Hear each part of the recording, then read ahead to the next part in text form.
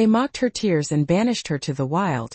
But the girl they threw away returned wearing a crown they could never take. An exiled woman rises from the ashes of betrayal to rewrite the destiny of a kingdom.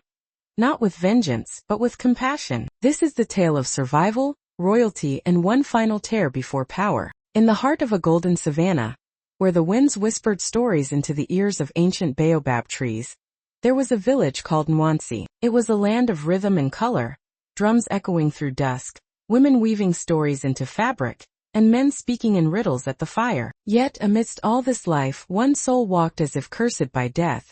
Her name was Zala. Zala had been born on the night of the Crimson Eclipse, an event so rare that elders whispered it marked either a savior or a destroyer. But her mother died moments after childbirth.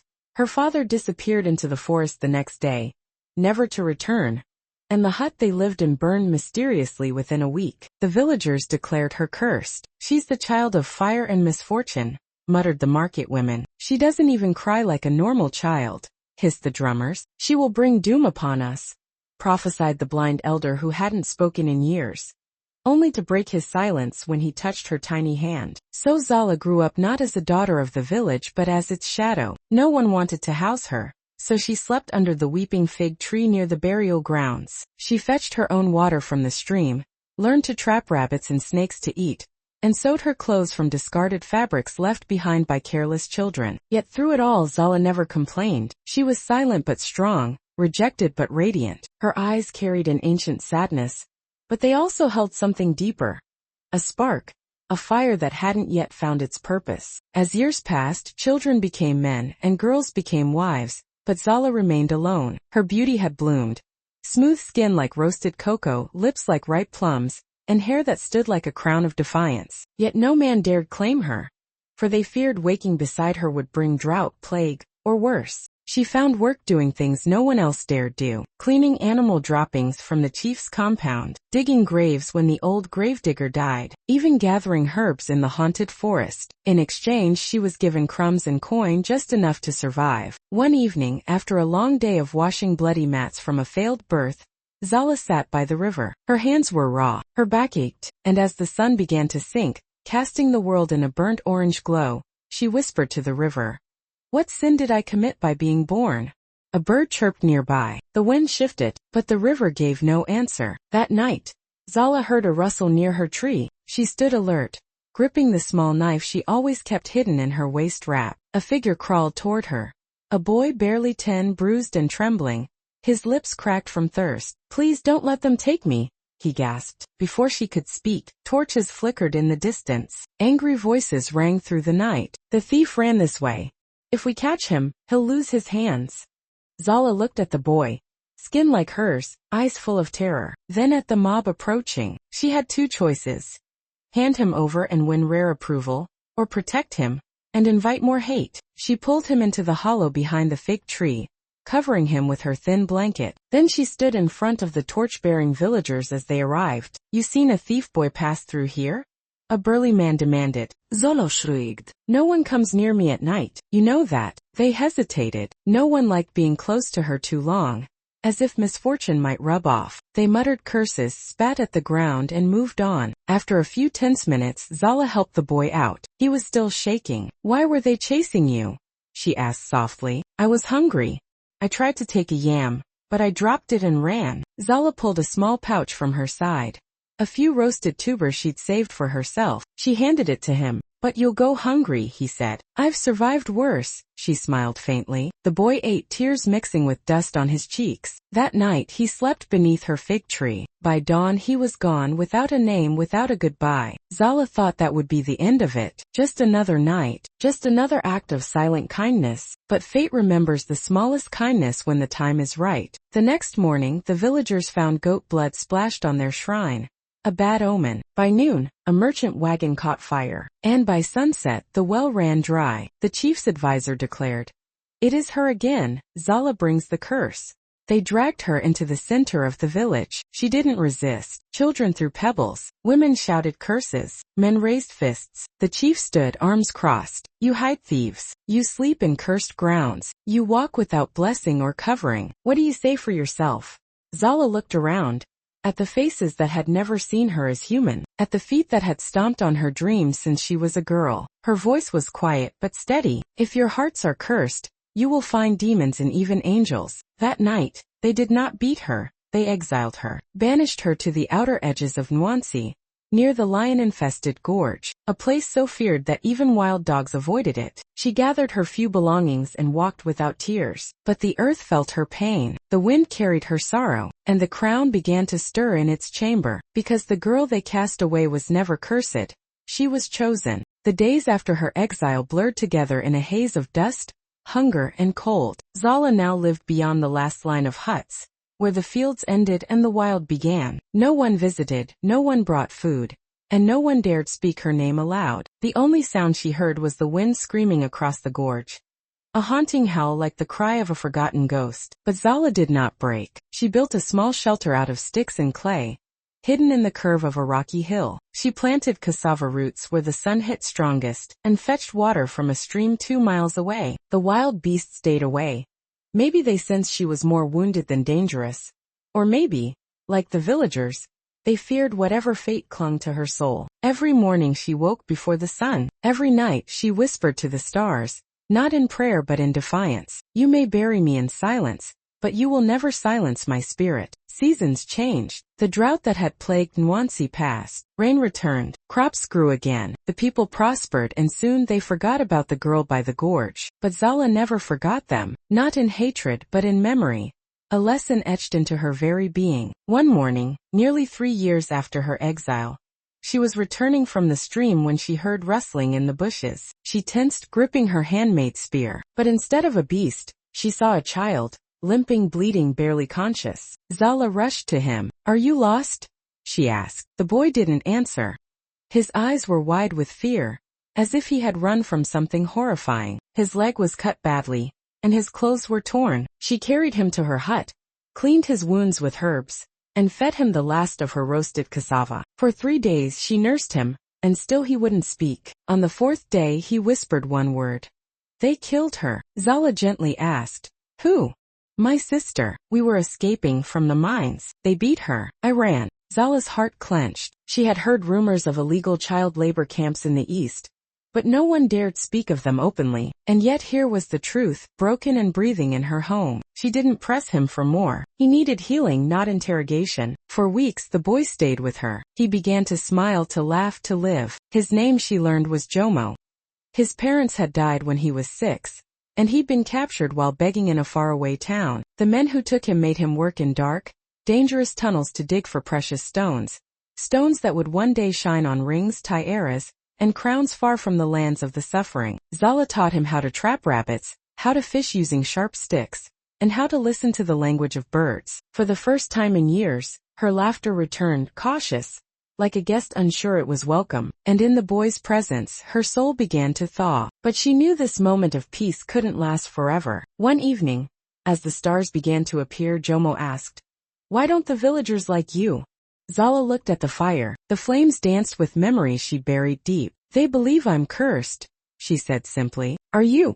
"No," she smiled. "But when people are afraid of what they don't understand, they create monsters to feel safe." He was silent for a while, then said, "You're not a monster. You saved me." Her heart swelled with something she couldn't name. But fate once again had plans. A traveling merchant passed near her land and saw Jomo playing by the stream.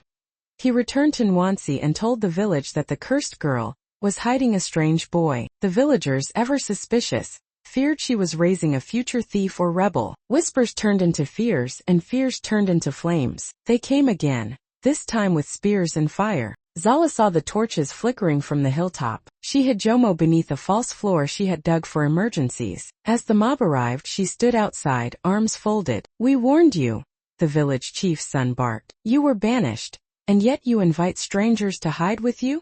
"I invited no one," she said. "He came broken and bleeding. I helped him. That is not a crime. It is when the helper is cursed." They set her shelter ablaze. Zala stood there watching the flames rise, her only home, her only food, her only piece turning to ash. She did not cry. Not yet. The villagers left satisfied. No one checked the floor. No one found Jomo. That night he emerged, coughing, eyes wide with horror. I should go, he said. They'll kill you because of me. Zala touched his shoulder. They would have done it anyway. Not because of you, but because of who I am. The next morning Jomo was gone. Zala found a note carved into the dirt. I will return. I swear it. She sat in the middle of the blackened earth, the wind tugging at her dress, the sun merciless above her head. Alone again. Years passed. Zala became part of the landscape, a ghost by the gorge. Children were told not to go near her land. Traders avoided her stretch of road. No one saw her smile. No one asked about the boy. But the earth remembers. And somewhere, beyond the borders of Nwansi, a name began to rise. Prince Jomo, adopted son of a great king from the northern territories. A prince whose eyes burned with a mission. A prince whose heart remembered a kindness buried in time. 12 years passed like ripples in a still lake, silent but unrelenting. The village of Nwansi had changed. Mud huts had grown into stone dwellings. The central market now bustled with travelers, merchants, and drummers from across the kingdom. A road had been carved leading northward, a sign that the world beyond was beginning to take notice of Nwansi. But some things remained unchanged. People still spat at the mention of Zala's name. Parents still warned children to never walk near the gorge. And the baobab trees still whispered, especially when the wind passed over the exile's land. Zala, now a woman of 30, had become legend, the cursed one who would not die. Her face, once youthful and soft, had sharpened with years of solitude. Her hands were calloused, her hair long and matted like the wild vines of the forest. She still lived simply, building a new hut farther from the village, eating only what she grew or foraged. She never spoke to strangers and never entered Nwansi again. Yet, despite the hardened shell, her heart remained untouched by bitterness. Sometimes she would sit by the rocks where she had once played with Jomo, remembering the sound of his laughter and the promise he carved into the dirt. I will return. I swear it. She did not believe it. Not anymore. But one day, the entire village stirred with excitement. A royal envoy had arrived, horses dressed in silk, drums beating a rhythmic welcome, soldiers in shining gold armor, and at their center, a tall, handsome man with regal posture and unreadable eyes. He wore robes of indigo and red, stitched with symbols from the northern kingdoms. His skin was dark as night, and a lion crest glimmered on his chest. The crowd parted like waves around him. Children watched wide-eyed. Women whispered in longing. Elders bent their heads respectfully. This man, this prince, had come unannounced. And not just any prince. Prince Jomo of Nuka, heir to the richest mineral kingdom in the north. He was known for his wisdom, his fierce military campaigns, and his refusal to take a wife. He dismounted, walked to the center of the market, and said, I come seeking a woman you call cursed. The market froze. A woman dropped her pot. A man stepped backward. Even the chief blinked in disbelief. Surely you don't mean her, the chief's advisor said cautiously. Jomo's eyes did not waver. Yes, Zolo. The chief tried to hide his discomfort. Why would a prince seek a woman exiled for wickedness? Jomo's voice rang clear. Because when I had no name, no home, and no strength, she gave me all three. Whispers erupted. Some gasped. Others scoffed. The chief, trying to save face, cleared his throat. She lives still, but not among us. You'll find her where even the lions fear to go. Jomo simply nodded. He turned to his guards. I'll go alone. Zala was repairing a broken basket when she heard footsteps. Not like a villager's shuffle or a beast's crawl, but purposeful, confident, and smooth. She reached for her spear, though she doubted it would matter against royalty. When she looked up, her breath caught. The man who stood before her looked nothing like the boy she once saved.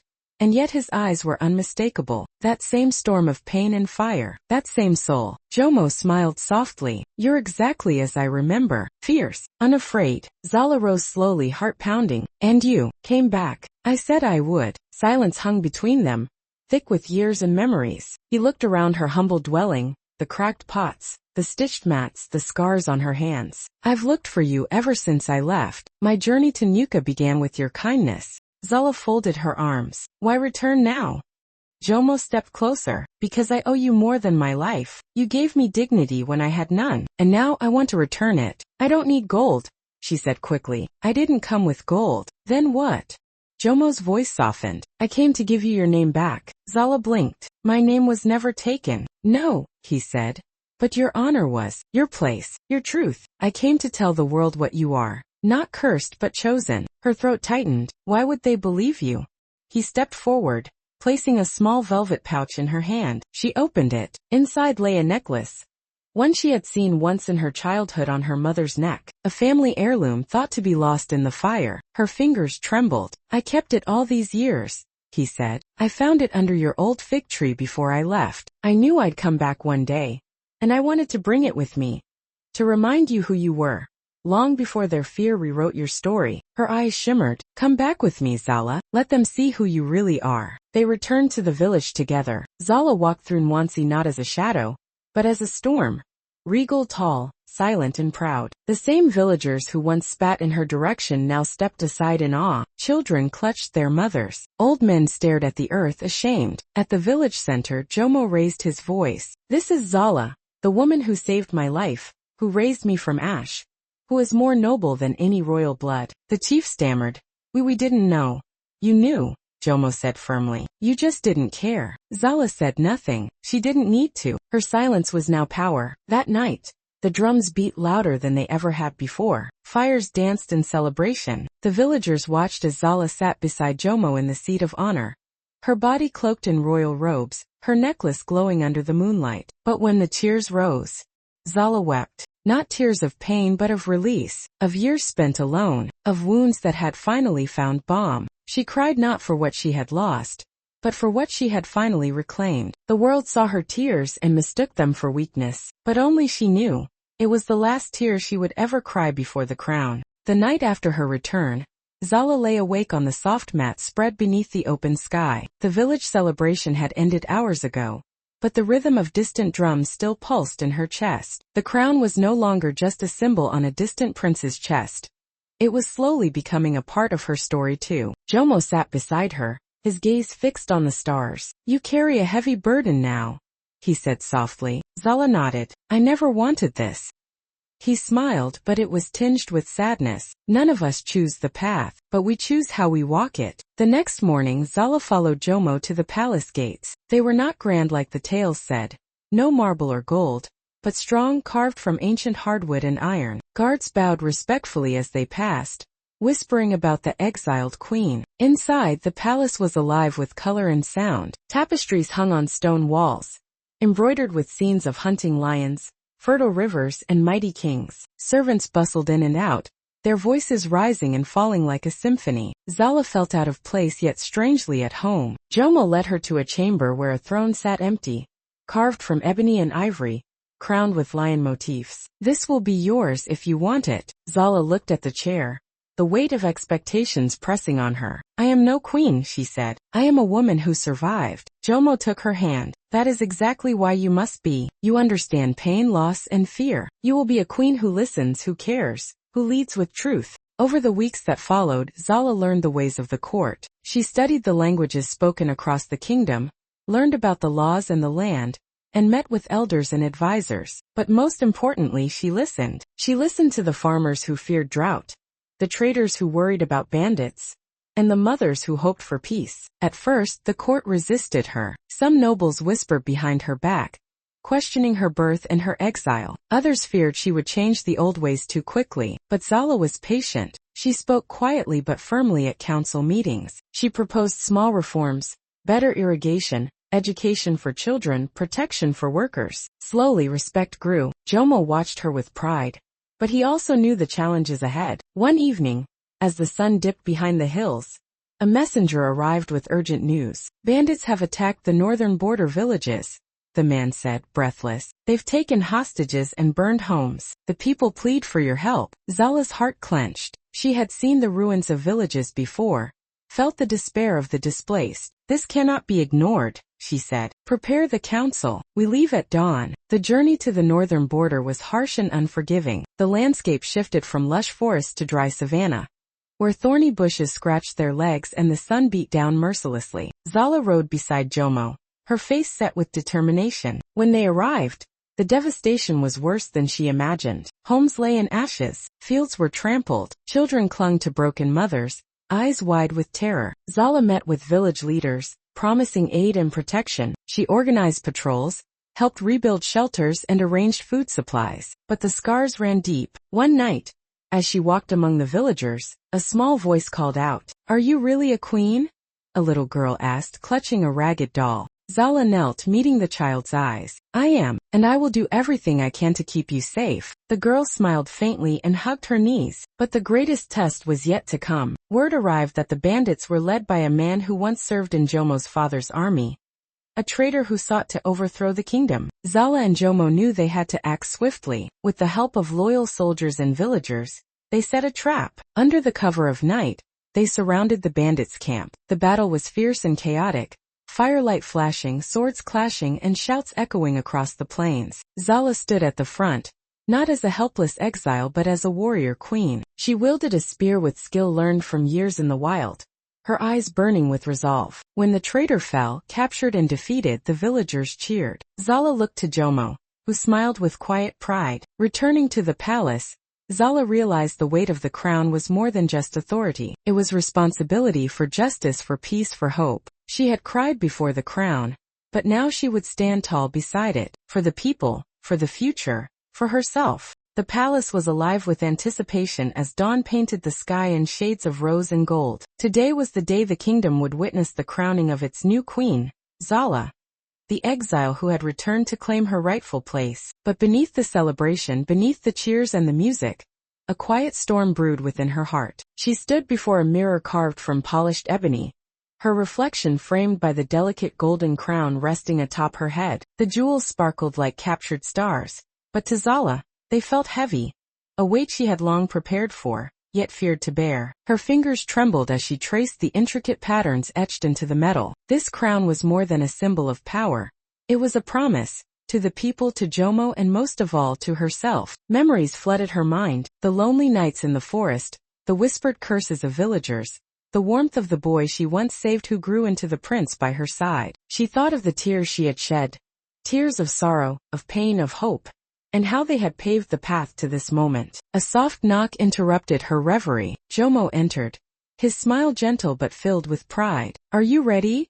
he asked. Zala nodded slowly. "As ready as I'll ever be." The great hall was decorated with vibrant fabrics and fragrant blossoms. Nobles and villagers alike gathered, their faces a tapestry of awe, respect, and longing. The high priest stepped forward, holding an ancient scroll that chronicled the kingdom's history. He spoke of lineage, sacrifice, and destiny, his voice echoing through the chamber. When he finally turned to Zala, the room fell silent. "Zala, daughter of Nwansi, you have risen from ashes, conquered fears, and healed wounds. Do you accept the crown and the burdens it brings?" Her voice was steady, her eyes shining. "I do." As the crown was lowered onto her head, a single tear escaped down Zala's cheek. It was not a tear of weakness but of release, the last tear before the crown, the tear that said goodbye to the exile, the forgotten girl, the whispered curse, the tear that welcomed the queen, strong, compassionate, and true. Applause erupted, but Zala's gaze searched the crowd. She saw faces she once feared, now filled with hope and respect. She stepped forward, lifting her voice so all could hear. "This crown is not just mine," she declared. "It belongs to every soul who has suffered, dreamed, and fought for a better tomorrow. Together we will build a kingdom where no one is cast aside." Jomo took her hand, and together they faced the future, a future shaped by courage, kindness, and unbreakable faith. That night, under the vast African sky, Zala stood on the palace balcony, the cool breeze whispering through her hair. She looked up at the stars, her silent witnesses. A new chapter had begun. She had cried before the crown, and now she would reign beyond it.